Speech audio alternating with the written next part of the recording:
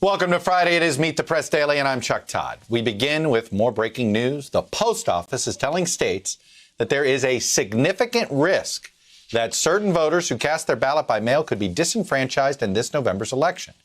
NBC News has confirmed that states from coast to coast, Maine to Pennsylvania, North Carolina, Texas, and California, among others, have received letters from the post office's general counsel telling them it cannot guarantee that some ballots cast by mail will arrive in time to be counted. According to the Washington Post, at least 46 states have received these letters, believe it or not. Meanwhile, NBC News has obtained an internal U.S. Postal Service document which reveals plans to remove 671 high-volume mail processing machines from postal facilities across the country. The agency told NBC News in a statement that these are simply part of normal business adjustments.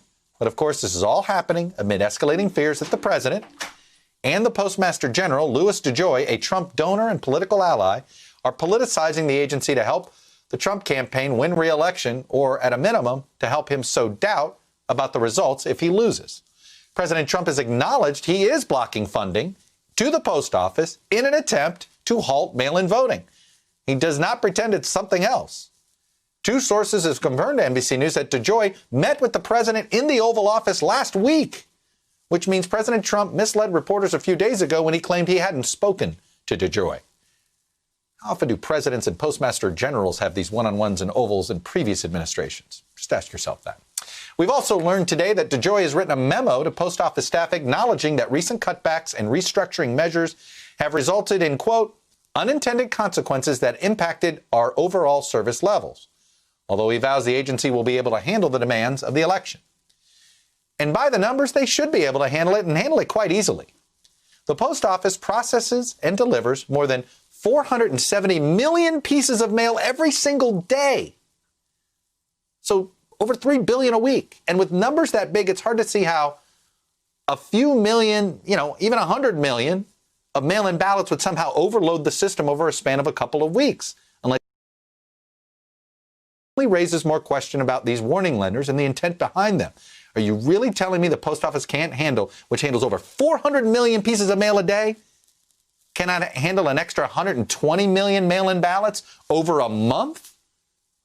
The math doesn't compute, folks.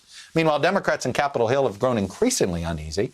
Pelosi and Schumer put out a joint statement today calling the president's handling of the post office an abuse of power, although it's unclear what Democrats in Capitol Hill are going to do about it exactly.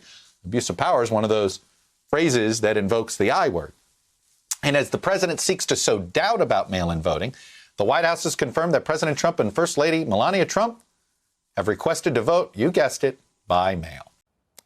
Hello, YouTubers. If you're watching this, it means you've checked out our channel, so thank you. Now do me a favor, subscribe by clicking on that button down there. Click on any of the videos to watch the latest interviews and highlights from MTP Daily and MSNBC. You can get more Meet the Press content every morning in the First Read newsletter. If you're tired of content that you don't know anything about where it came from, you don't have to have that problem with us. NBC News, MSNBC, MTP, and the Meet the Press mindset right here for you on YouTube. Subscribe now.